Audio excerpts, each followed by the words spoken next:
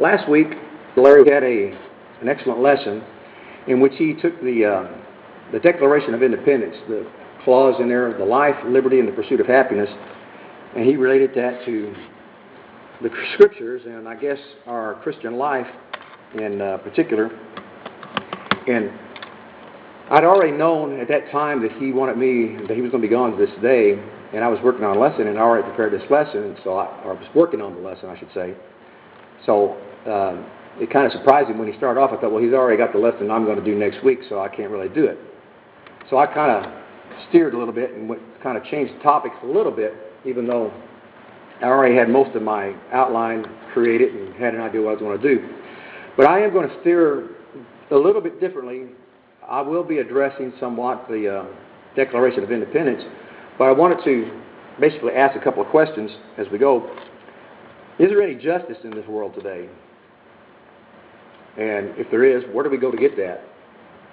And is there any freedom in this world today? And where will we go to get that? We can ask ourselves, is it in the church? Or is it in the state? And as we go through the lesson today, I hope we'll take into consideration the thing I'm saying. I'll say that from the outset, everything that I say this morning, I will try to say as clearly, precisely as possible to my heart's desire. But I make no apologies for what I say. If I insult someone, so be it. But what I'm stating is my convictions about what the Scriptures say and what I believe we should be standing for. And if there are those that disagree, then they'll have to make their point to me and convince me that I'm wrong. And if I am, and I can realize it, then I'll change. Otherwise, I stand for what I say this morning, and I won't back down from it. And if it were cooler outside, I'd shout it from the rooftop. But since it's so hot out today, I won't. Basically, I'm asking the question, what is our authority? And although that's not really the title of today's lesson, that really deals with the content of our lesson today, because I'm really asking, is our authority the Bible? Or is our authority the Constitution? And the reason I asked this question is, as I said, Larry was talking about the Declaration of Independence last week, and I will probably touch upon that slightly, but not as much as he did in those terms. But I don't know how many of you have been keeping up with the news, but within the last couple of weeks, a couple of things have happened. And I'll just flat out say it, they're illegal. But they've been made the law of the land. And what I'm addressing this morning is the legalization of homosexual marriage. And I say homosexual marriage because I will not call it gay marriage, because the word gay is a slang term. Look it up in a dictionary yourself. And if we're entitled to use slang terminology, then I've got a couple other slangs that I can use, and I've heard oftentimes in the past, along with friends of mine and associates that use those same slang words. So if we're entitled to use slang terminology, by all means, then I know even a few of them here that I've discussed with would agree to use those slang terms as well about their thoughts. But I try to keep it neutral because the term homosexual is the neutral technical term for the situation. Now, it has been termed a same-sex marriage, but I prefer to call it homosexual marriage. Because as we'll see in a moment, it's really, as the term is called, an oxymoron. And the particular thrust of this is what I consider the legalization of sin. And that's really what I'm talking about this morning. And what I want to talk about, I want to look at it from the standpoint of the constitutional perspective, or that is somewhat a legal perspective, if time permits. I want to look at it from a biblical perspective, which is really more of a moral perspective. And if we have time, and hopefully we will, I'm going to look at it from the natural order, and hopefully from the aspect of crime and punishment, not in the way in which you think particularly, which it could apply. But also I want to look at what is the Christian's obligation. And how we want to look at that from the constitutional perspective. And I assume that all of us remember our times in elementary school and high school, and those who went to college may have even pursued it further, maybe not. I didn't take any classes in that. I never did finish, but I never did take any classes in it either. But those who I've encountered probably don't know anything about it either. But we have three branches of our government. I think everyone probably remembers that. I'm not going to ask you to recite those. I'm going to enumerate them and point out some things about it. We have the executive branch. That's commonly referred to as the person who occupies the office of the presidency. Now, that individual has the responsibility, first of all, as being Commander-in-Chief. He takes care of and commands our military service and our forces in policy, not in particular strategy and so forth. That's the military experts who should be taking care of that, although sometimes it doesn't seem to be the case. But he has that responsibility and that obligation constitutionally.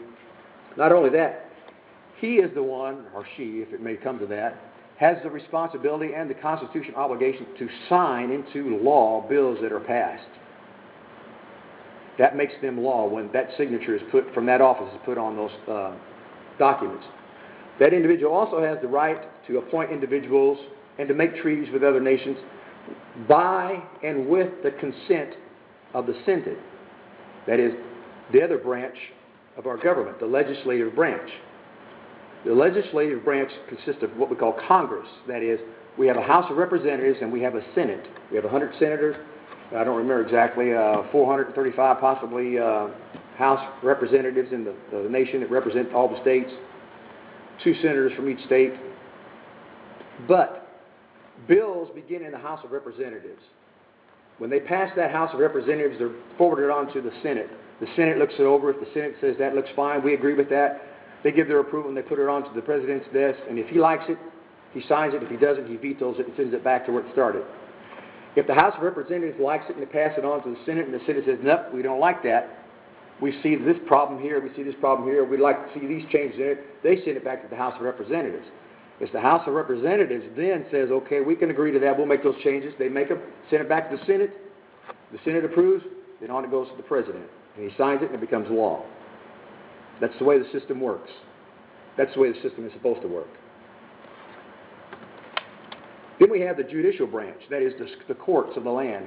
Now we have circuit courts, we have district courts, we have Supreme Courts even in each state.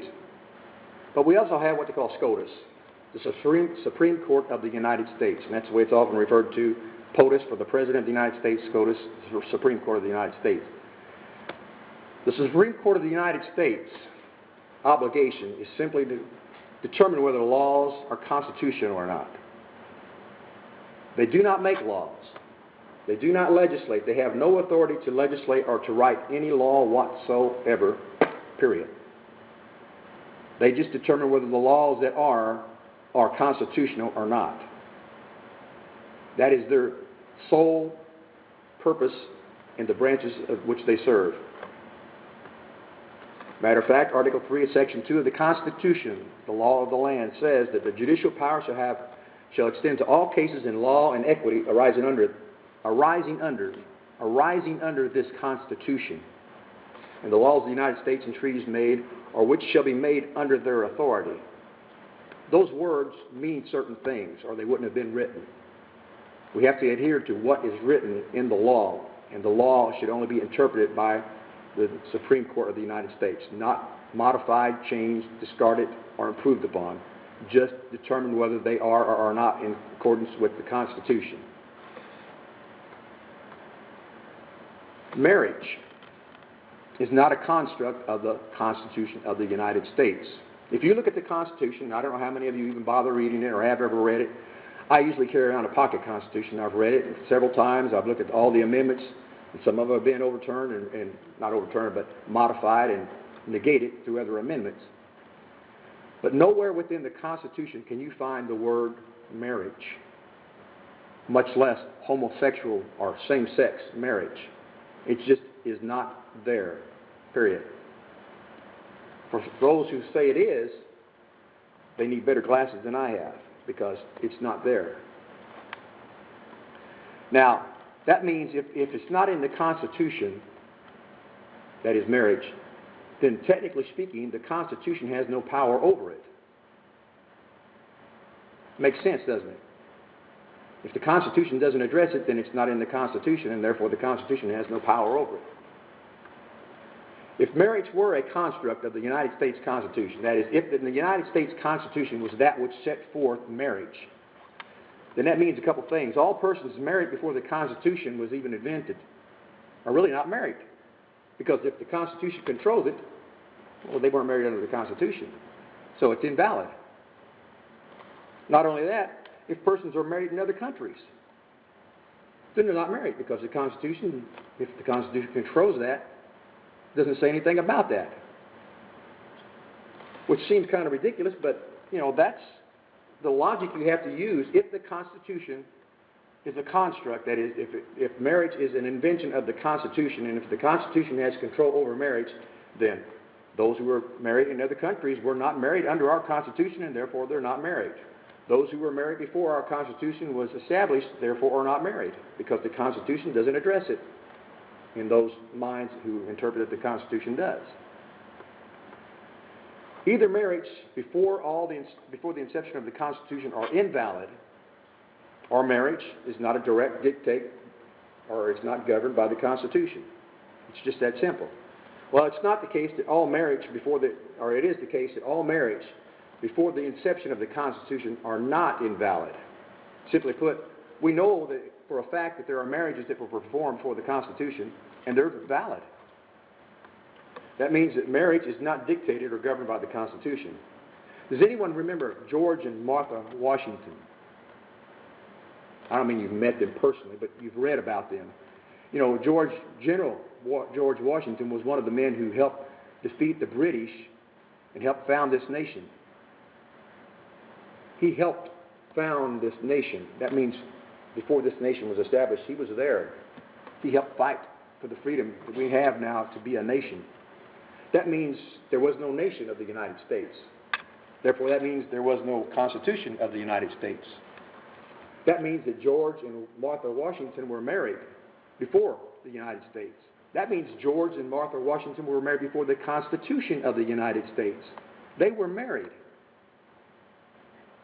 So the Constitution does not have anything to do with marriage, despite some of the critics and some of the Supreme Court justices who think otherwise. And by the way, just because a person is a Supreme Court justice doesn't mean they're the smartest person in the world. They're not the brightest bulb in the socket necessarily.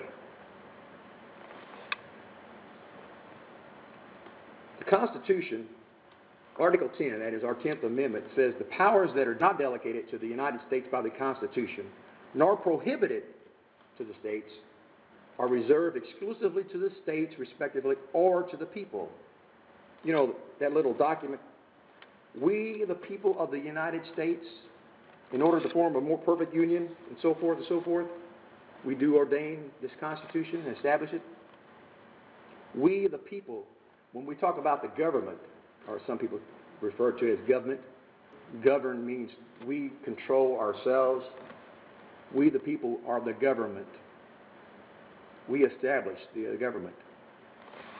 When we, the people, according to the Article 10, powers that are not specifically granted to the states or the United States, that is the federal government, are reserved to the individual states or the people or both. Marriage is not in the Constitution. It does not belong to the federal government. It certainly does not belong to the Supreme Court. They have no authority over it. The Supreme Court, matter of fact, if you remember the first 10 amendments we call the Bill of Rights, that was the 10th Amendment. The powers that are delegated to the states and the individuals. The 11th Amendment, Article 11, the judicial power of the United States shall not be construed to extend to any suit in law or equity. It goes on to specify certain things. So even the judicial branch, the Supreme Court of the United States, has its limitations. And by the way, those who have this convoluted idea that the federal government grants us rights, the federal government does not, or the Constitution itself does not grant us any right whatsoever. We are granted our rights by God. If you recall last week when Larry was speaking about that, we have the Constitution and we have the Declaration of Independence. And the Declaration of Independence, points out that all men are created equal in the sight of God. Matter of fact, it goes on to talk about how we are endowed by our Creator with certain unalienable rights, which is life, liberty, and the pursuit of happiness. Those things are not granted to us by the Constitution. They're not granted to us by the federal government. They're not even granted to us by our state government.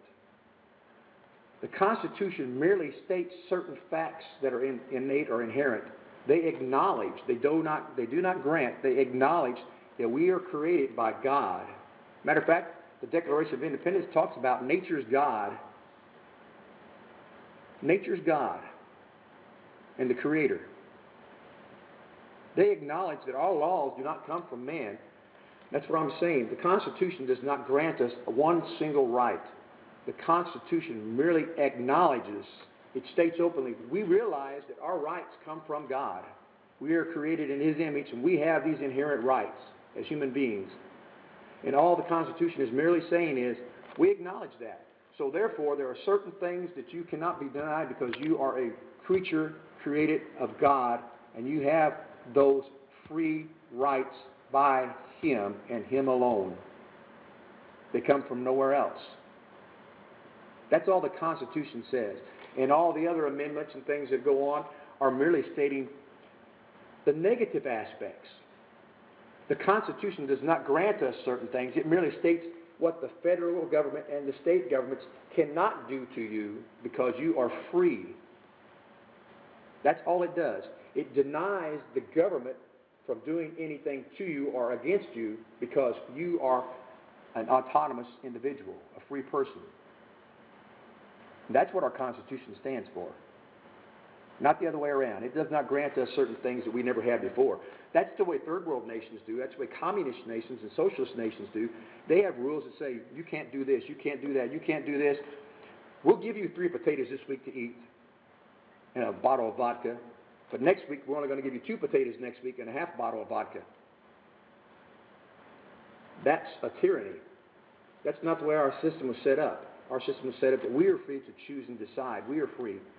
And it only states those things which it tells us that it will not do to us.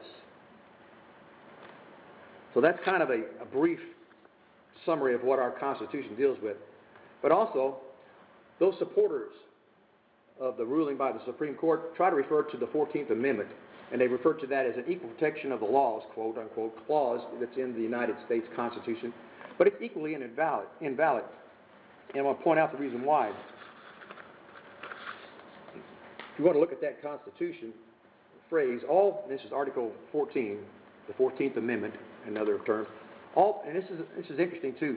The Supreme Court has used this amendment to say that unborn children are not persons. How they come to that conclusion, I will never know. This is another topic of discussion, but I'm going to state it this morning because I've used this in a debate class at USI. If the statement in Article 14 says, all persons born are naturalized in the United States and subject to the jurisdiction thereof are citizens of the United States and of the state wherein they reside, no state shall make or enforce any law which shall abridge, that means modify, the privileges or the immunities of citizens of the United States, nor shall any state deprive, that means to keep from, any person of life, it's taking your life away or keeping it from you, liberty or property without due process of law, or deny to any person within its jurisdiction, this is what they use, the equal protections or equal protection of the laws. Well, this doesn't grant anything. That's what they're trying to make the argument make, is that this grants something to the people when all it merely states is it will not take anything away from you. It will not deny you. It doesn't give you anything. But they're trying to make it say we're entitled, we're endowed, we're deserving of something given to us by this phrase. And that's not what the founders and the writers of these mean when they say this.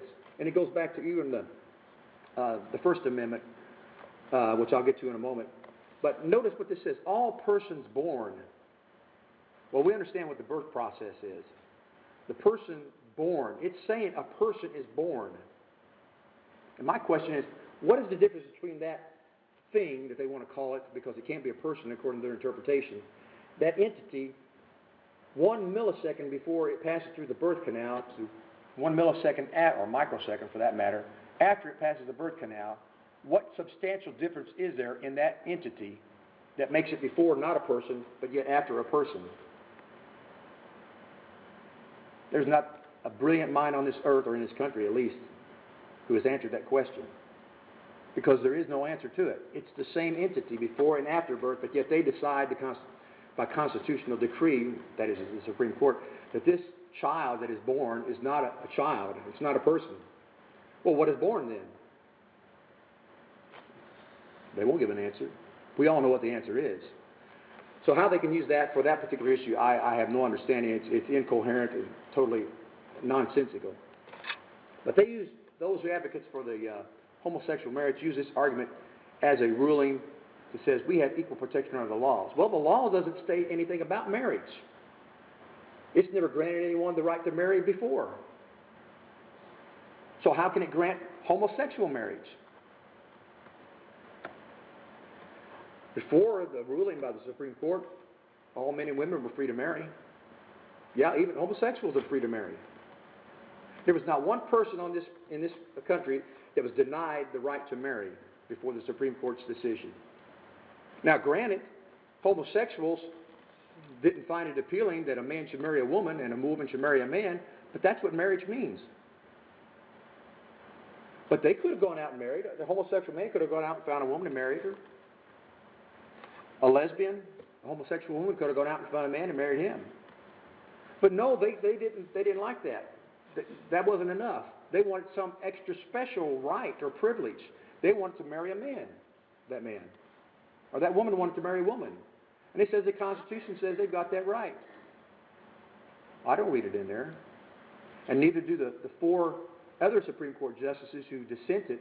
And by the way, I spent my Friday night up to 2:30 Saturday morning reading the decision by the Supreme Court, the five justices that have ruled on that to supposedly make this law, and the dissent of the four that dissented and rejected it.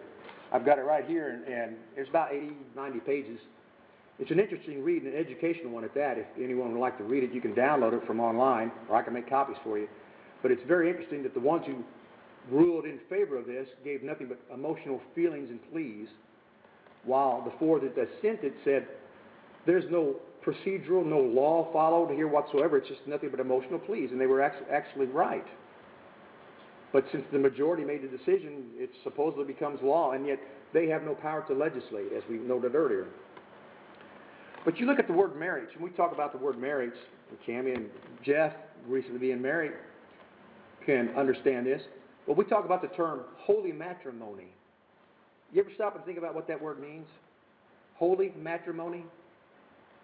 The word holy we get from the Greek text hagios. And it's the same word used when we talk about the Holy Spirit. Hagios pneumatos. Well, when we talk about holy matrimony, we're speaking about hagios, holy, that which is set apart or reserved or held in special accord. And the word matrimony, which comes from the word matris or mater, you've heard the word like school, Mater Dei, Mother of God. Mater or matris comes from the word meaning mother. So in essence, holy matrimony means set apart for motherhood. So how do you get two men, or for two women for that matter, to create someone who is set apart from motherhood? If you read the founders, you'll find that the whole ideal behind the endorsement of marriage, not the granting of that right, but the endorsement of marriage in our whole society, and not just our society, but other societies as well, is the fact that it's for procreation and for the continuation of our species, our lives.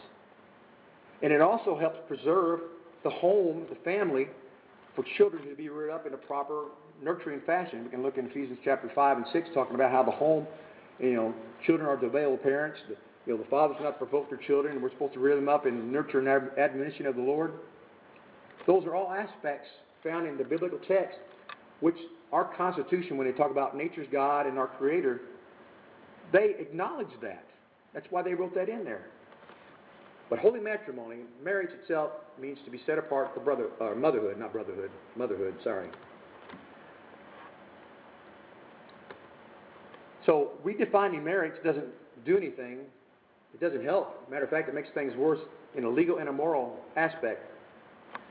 And contrary to what people think, that one of the arguments that were made in the litigation before the Supreme Court was that if you redefine marriage, you're destroying marriage and you're affecting the culture in a bad way. And of course, the Supreme Court justices who didn't like that, they just ignored it and said, how can it? Well, if you stop and think for a moment, you can probably find a number of ways you can find out how it can. But let me tell you, it's already happening. We talk about religious freedom. They're trying to say, and I read through this, and one of the critiques that the dissenters made is that there is no mention in those Supreme Court justices who ruled in this favor, there's no mention of them talking about religious freedom other than the fact, yeah, you can still have your religious freedom. That is, you can talk about it, you can speak about it. But there was just recently a Democratic senator, I don't know from which state, some woman who said it just shouldn't leave the doors of the church building. That was a public statement made by her. So are our religious freedoms being hindered? Well, the dissenters said, there wasn't any comment made about what the implications that it has on religious freedom. They never did say that we have the free exercise thereof. And when you think about the First Amendment, it says, Congress shall make no law respecting the establishment of a religion, nor prohibiting the free exercise thereof. The free exercise thereof means you should be able to practice your religion. You can't be over here and say, I got religious freedom, but I can't talk about anything unless I say it here real quietly and whisper about it. Because if I say it publicly, I'm deemed a hater. I'm deemed some evil person who hates homosexuals. Well, I hate homosexuality. I don't necessarily hate the person. And this gets me off to another issue that I'm not going to dwell upon, but I'm going to mention it. I heard a commentator on TV a few weeks back make this comment, and he's supposed to be a brilliant man. He said, there's nothing wrong with being gay. It's just sinful to practice homosexuality. Well, if you use that reasoning, I can say, well, there's nothing wrong for me being a murderer as long as I don't practice murder.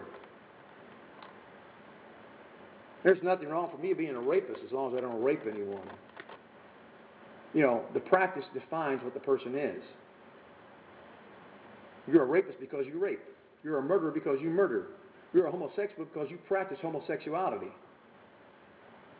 If not, why not? You're a thief because you take things from people illegally. The reasoning is consistent. But it's already affected our way of life because if you remember, and I've got their names here, Aaron and Melissa Klein in Oregon have a bakery known as Sweet Cakes. They refused to bake a cake for a couple who came in who was homosexual, wanted them to bake a cake for a homosexual marriage, and they refused on their religious beliefs. They said, well, we just don't believe in that. We will not do that. They're being fined $135,000 by their state, their courts, saying you discriminate against those homosexuals, and you're going to have to make it right. You're going to have to pay them $135,000, and if you can't pay it, then you're out of business. Free exercise of our religion? Really? I already quoted that Congress should make no law respecting the establishment of religion. People read this and they think it says Congress shouldn't respect a law about religion. Saying, I have no respect for religion. That's not what it says. Congress should make no law regarding respect to religion or the establishment of a religion. That means they have no business stating whether or not you can or cannot practice a religion. It's out of their jurisdiction, period. You have that liberty beyond the Constitution of the government. It's not in their purview. But getting back to these problems with religion and this ruling, I had to modify my presentation here by one page just this morning because something came across my news last night. Just as a matter of fact, when I heard the ruling last week or the week before about this ruling, I had seen it online through a news source that I had about 30 minutes before I heard it on the radio. And I thought at first they were just predicting what could happen and what the implications were, but indeed it already happened. So for those of you who have access to online news sources, you get it a lot quicker and more precisely than you will on your major news networks, if they even address it whatsoever. But this came across, the next thing I'm going to do is it came across my news, but if two men can marry, or if two women can marry, why not 3 or 4 or 5 or 20 or 50? For that matter, why can't a man marry a dog or a horse? Why can't he marry a son or his daughter? You say, oh, that's preposterous. Well, I read an article not too long ago. A man wants to marry his daughter, and she wants to marry him up northeast. And they're being approved by the government up there. I think it was New York or New Jersey. An incestual relationship being called a marriage. They're already happening. They're being not only attempted and advocated, but they're already happening. Right after the ruling of the Supreme Court last week or the week before, there was a bunch of people in, I don't know how many, but in Utah or Nevada. I think they were Mormons up there. It could have been Utah. They were already seeking to have multiple marriages. A man wanted to marry about 15 wives. And he was I don't know whether he was doing it facetiously to make a point or whether he indeed wanted to do that. That's their religion, have multiple wives. But maybe he was making the point, hey, if you can have a man marrying a man and a woman marrying a woman, or a man marrying a dog, why can't I have 15 wives? What's wrong with that? What prevents it? Indeed, what does? If we're all equal, if that's the interpretation, why can't I have an abortion? And if I'm denied that abortion, why can't I appeal to the 14th Amendment and say, I'm entitled to an abortion and I can abort whoever I want because that's my right? Never mind the fact that it's really murder, but if you're going to redefine marriage as something other than what it is, why can't you redefine murder than what it is and perform it and say, hey, I got my 14th Amendment rights? If marriage can mean something it's not, then marriage can mean anything or nothing. That which proves too much proves nothing. So was the saying. But what came across my news last night, California. This is the first statement from fresh off the Supreme Court ruling on gay marriage. Democrats in California have introduced a bill that would ban the words husband and wife from being used in federal law because they are gendered terms and it might discriminate against, quote, gay people. How ridiculous is this becoming? They've taken down the Confederate flag because it supposedly offends the blacks because of the history, supposedly the oppression.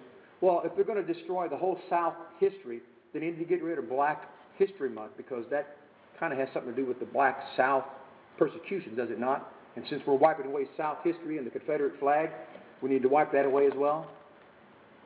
Let's be consistent if we're going to do it. And if we're going to get rid of gendered terms, let's not call male and female or boy or girl or man or woman. Let's just say person one, person two. Well, that's discriminate too because one's a one and one's a two. I mean, how far do you go? And people have got to be reasonable here. And yet we've got people who are wearing black robes and who are, I don't even know what the term would be defined to refer to them as. But secondly, and I'm going to get through this quicker than I should, but from the biblical standpoint, we've got a design. In the beginning, God created, we read in Genesis 1 and following. God created things, and He had a design, and His design is correct because He designed it, and He designed it to accomplish that for which it was designed. When we do things or we make something, we have a plan or a schematic or something. It's designed and laid out to do a certain thing for a certain purpose, and that alone. Now, somebody might have used it and make it useful for something else, but when it was designed specifically for one particular use and that alone, and do it as well as it can. You could take calculators today that are more powerful than the computers that took to send our men to the moon. Pocket calculators. The calculators can do a number of different things. Computers can do amazing things. But only man can create the technology to do that, and only God can create man. And God created man by a standard. Well, what do we mean by a standard? Well, Jeremiah long ago said, how long shall I see the standard and hear the sound of the trumpet? For my people is foolish and have not known me. They are sottish children. That is kind of foolish children. And they have none understanding. They are wise to do evil, but to do good they have no knowledge. Well, that describes our nation today, doesn't it? Especially our Supreme Court. Well, a standard back then was a flag. You had those who held the flag or a staff or a rod or something with some emblem on it. A sign. Something to follow after. Something to set the course, steer the way. That's what a standard is. Well, we refer to the standard today as anything by which we might measure something or use it in comparison to, well, if this is a circle, then what's this? Or if that's a square, what's this? We've got even Plato had a theory of forms, which they were perfect forms of certain things by which we measured other things. There are standards. We recognize that. A standard marks the way. Well, if you recall in John 14:6, Jesus said, I am the way, the truth, and the life. No man cometh unto the Father but by me.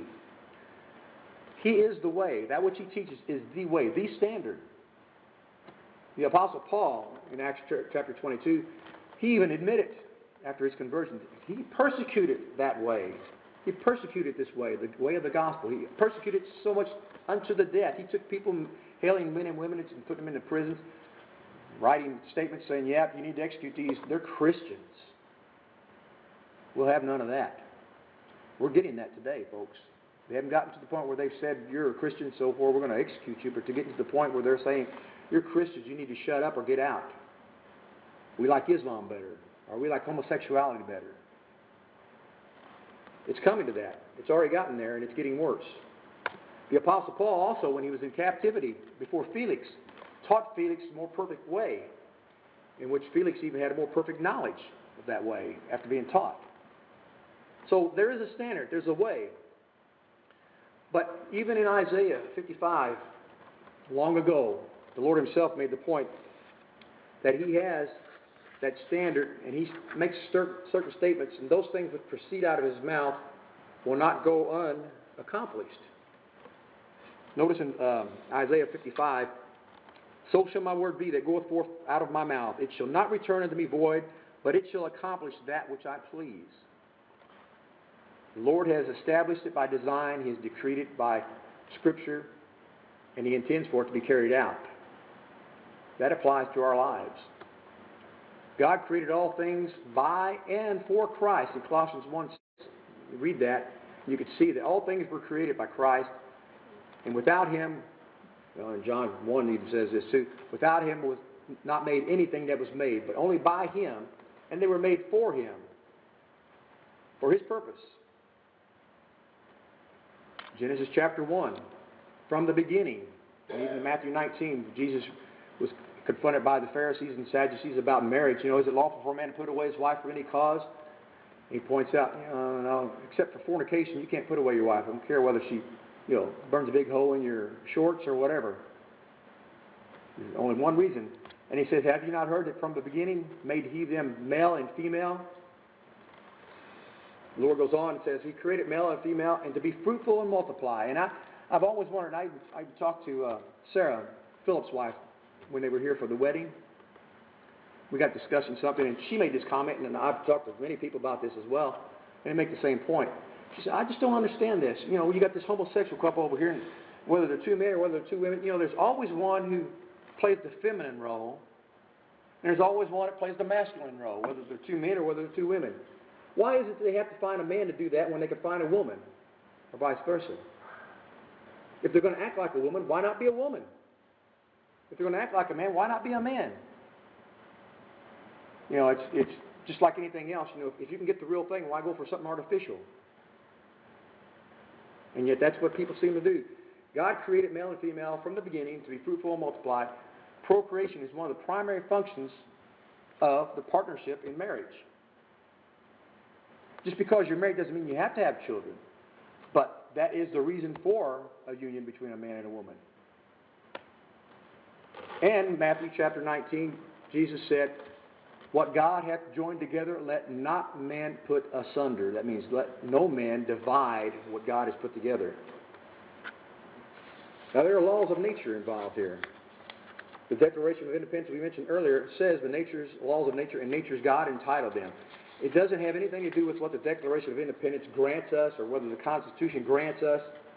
God has given us this freedom, this ability, this liberty. We hold these truths, and Larry mentioned this last week, we hold these truths to be self-evident, that all men are created equal and that they are endowed by their Creator with certain inalienable rights, that among these are life, contrary to the notion that people can abort a child because, a woman said, "That's part of my body." Well, wait a minute. If we're all equal, then didn't the man have some contribution to that? Shouldn't he have the right to abort that child as well? And in a matter of fact, in a number of cases, and there's some here who may have more knowledge of this than I, but it is the case that some of the children that are unborn yet have different blood types than the mother. So are they really part of the mother? Or are they a separate entity? Autonomous and free in and of themselves? Are we denying them life when we abort them before they have a chance? Do we deny them liberty when we allow them or don't allow them to be born? They certainly aren't going to pursue any happiness if they're not around. But the Constitution or the Declaration didn't grant these rights to us. We are endowed by our Creator, and so they acknowledge that. God's design is nature, and nature teaches us.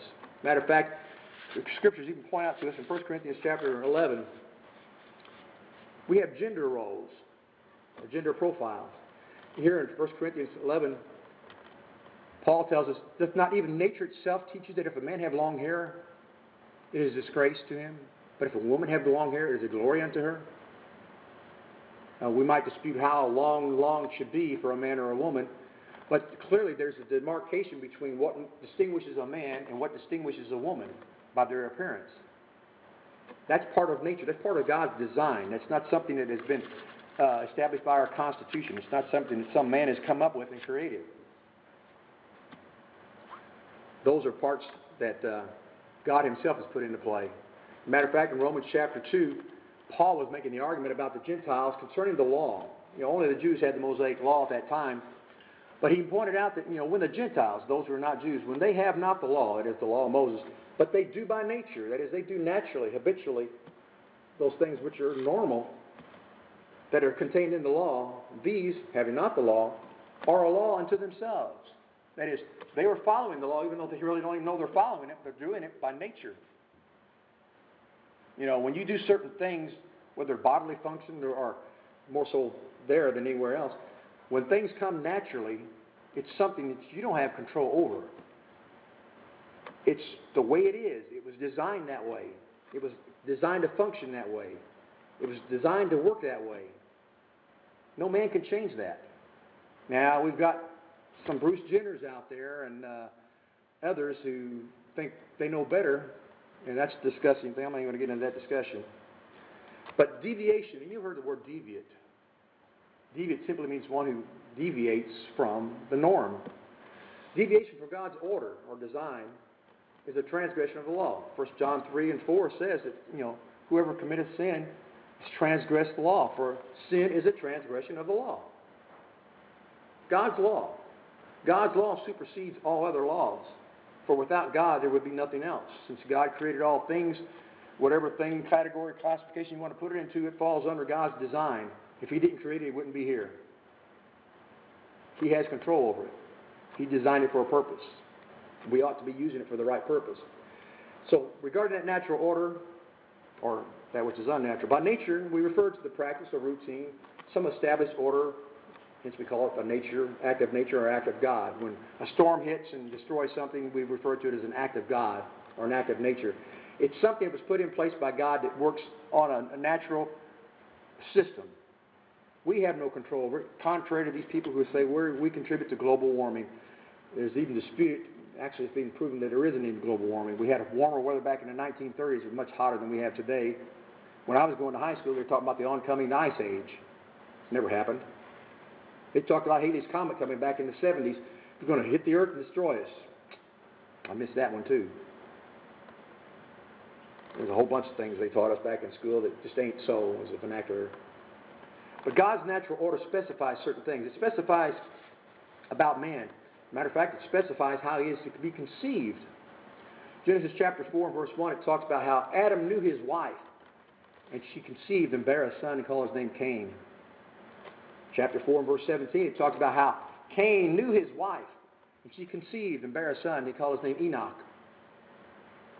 You take that word know, carnality, it's talking about an intimate relationship between a male and a female to produce an offspring, whether it be Cain or whether it be Enoch or whomever. You go through the Scriptures, the Old Testament and the New, and when they knew their wives, they conceived and they brought forth a child.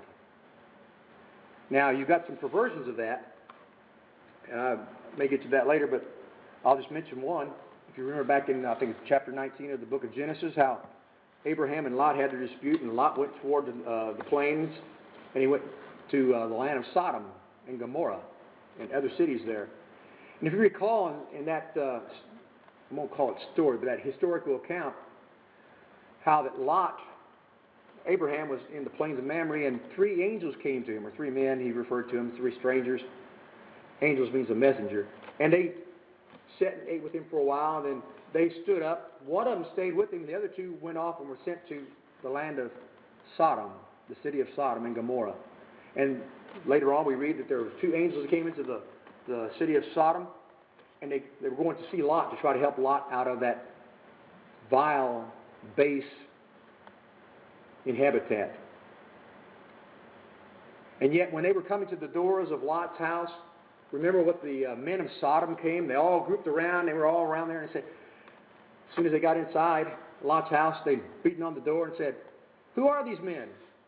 Bring them out that we may know them." What do you think we get the word sodomy? The city of Sodom. The activities, the practices that they practiced. That's how bad it is. But that's what God had designed between a man and a woman. Not a man and a man, or a woman and a woman. Or a female, a male and a female.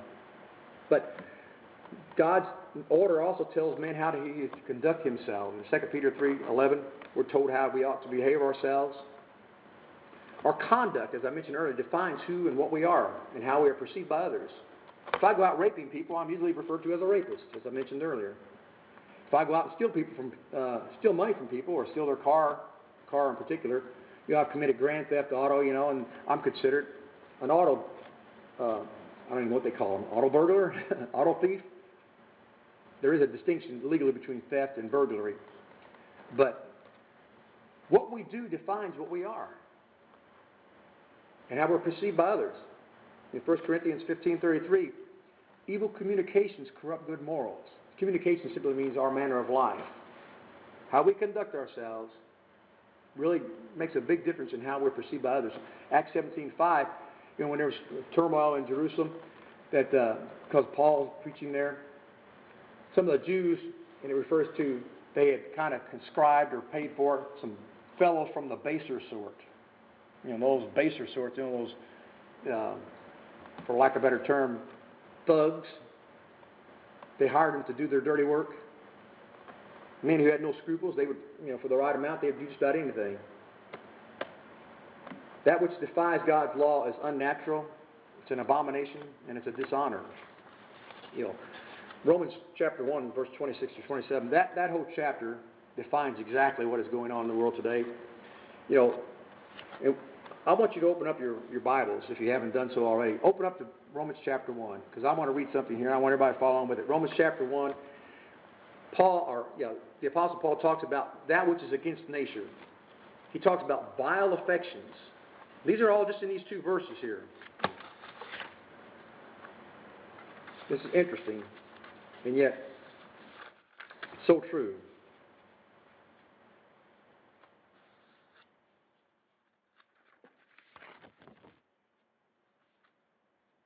Notice in verse 26 and following. For this cause God gave them up to vile affections. For even their women did change the natural use into that which is against nature. Anybody here a lesbian? And likewise also the men, leaving the natural use of the woman, burn in their lust one toward one another. Men with men working that which is unseemly. And notice this. And receiving in themselves that recompense, reward, just recompense, of their error that was meet. That means that which was suitable. Has anyone ever considered the possibility that this is referring to what we call today as AIDS? It only comes through homosexual activity unless you happen to be the unfortunate victim of receiving a blood transfusion from someone who already had it. This is back nearly 2,000 years ago, the Apostle Paul preaching and speaking to the Christians, the saints at Rome, explaining exactly what is going on today in our world, particularly in our country. Not only that, let's go back to Leviticus chapter 18. Here, God just calls it plainly, bluntly what it is. It's an abomination. Notice here, thou shalt not lie with mankind as with womankind. It is abomination. There's a natural order to things, and those things are not according to the natural order. They're a deviation from, they're deviant. Matter of fact, back in Romans in verse 24, the first chapter, he talks about, the Apostle Paul here, that they dishonor their own bodies when they do that. Matter of fact, he goes on to point out about those who love doing these things and take pleasure in those individuals who do them. A while ago when Mike was leading the song, talking about, and every time I hear this, it reminds me of this, but creeping things, beast and cattle. Every time I hear that word creeping things, I just automatically, my mind pops up Congress. I don't know why, but it does. Because you think of creeping things as creepy things, and they just seem to click in my mind the same. The way our so-called representatives have so-called led us or represented us is despicable. But that natural order comes with the confusion. Notice this in Leviticus chapter 18 again. Bestiality. That's with the ideal that some are advocating today. They're trying to make it legal, just like they're making legal homosexual marriage. That it's okay. Matter of fact, they perform it anyway, whether it's legal or not. Mankind not lying with mankind is womankind, but mankind lying with animal kind, or womankind lying with animal kind. And we won't go into the details of that, but that's confusion. Sodomy, go back to Genesis 19 I referred to earlier, it's confusion. The word homosexuality, people, it's not in the Bible.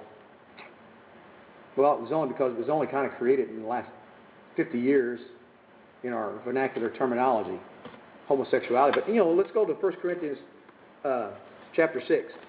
And likewise also, men leaving the natural use, so this is Romans, we read a while ago, but 1 Corinthians 6 condemns those things. Matter of fact, the Apostle Paul there points out, he says, and such were some of you. And he talks about how they had turned away from those things. Well, that kind of disputes and destroys the notion that people are born that way. You may have to be born with certain propensities towards certain things, but you become that when you practice it. You're not just simply that because you are what you are or who you are, but you are who you are, as I said earlier, by what you practice, what your conduct is. Well, the crime, and by that I mean the cause, it's simply that, again, in Romans 1 verse 28, the Apostle Paul says it, they retained not God's law in their hearts and minds. It is amazing how people can do that, and yet, for some reason, they want to do that. Notice there in verse 28, he says, and even as they did not like, it's not that they couldn't, it's that they wouldn't. They did not like to retain God in their knowledge. God gave them over to a reprobate mind to do those things which are not convenient. Likewise, in Jeremiah of long ago, Jeremiah talks about the lack of shame. Notice in verse 15 of chapter 6 of Jeremiah, he says, were they ashamed when they committed abomination? Nay, they were not ashamed, neither could they blush. Therefore, God, they should fall among those that fall, and God said he will cast them into judgment.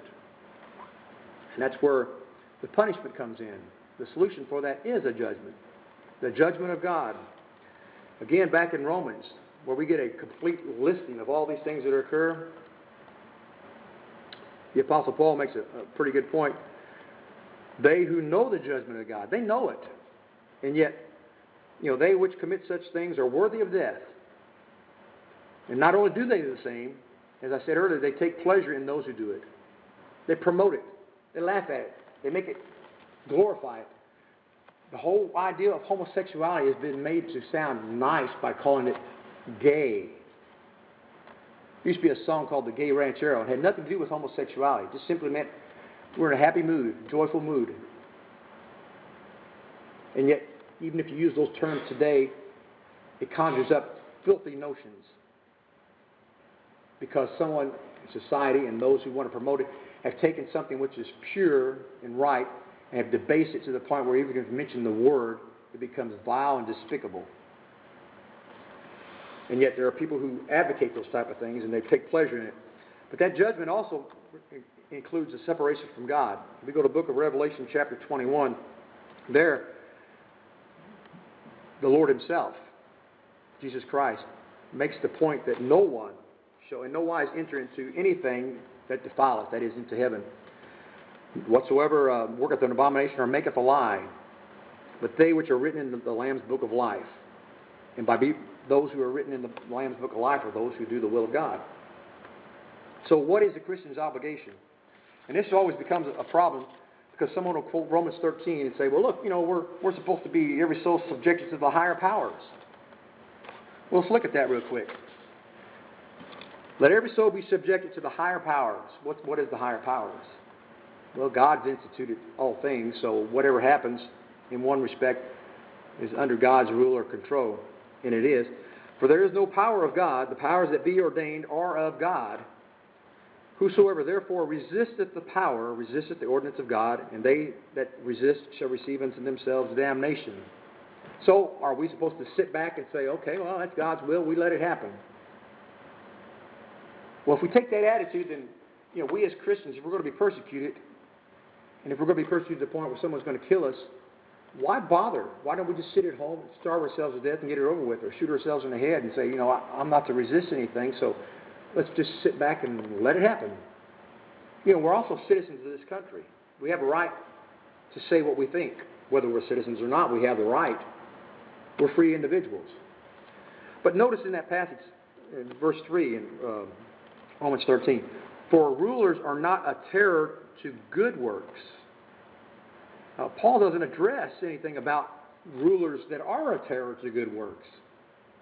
He's addressing the fact that normally we think those who are ruling over people are ruling for their good and for their benefit. Yeah, we should follow the laws, absolutely. But what happens when you got laws that are contrary to your convictions and the will of God? You say, well, I've got to follow. Abortion's legal, so I can go out and get an abortion. When God says, no, you can't. What do? It goes back to my very first couple slides. You got the weight here, or the measure. You weigh it against the Bible, or is it the Constitution? What do? Well, we're subjected to the higher powers, but there's some conditions on that. Remember in Acts chapter 5 when Peter and John were in prison and they were taken out after they were beaten in prison, and they were told by the authorities, those who govern the law, hey, buddy, don't you start talking about this Jesus Christ anymore. We don't want his blood on our hands. You get out of town. You don't say anything about him. Just keep quiet. Well, what did they do? No, sir. No. We ought to obey God rather than men. Well, what did they receive? They received a beating, but they were let go. But they were beaten for their convictions. And if you read some of the historical documents, you'll find that a lot of the apostles, some of them, James was beheaded. We find that in the book of Acts for his convictions. You find a number of apostles and disciples of Christ that were killed in the early 2nd century. Polycarp, who was 86 years old, was burned at the stake. He was given the opportunity to deny Christ. He said, these 86 years that I have lived and I've never been denied by my Lord, how can I deny him now? Burned him to death. Because he stood for his convictions. Now, I'm not advocating that we have to go out and commit a riot, but what are we to do? Joshua, long ago, chapter 24, posed the question to the people then. If you think it's evil to serve the Lord, or whether you think it's right to serve the gods that your fathers served on the other side of the flood, he says, choose you this day whom you shall serve. But he stood up boldly and said, but as for me and my house, we serve the Lord.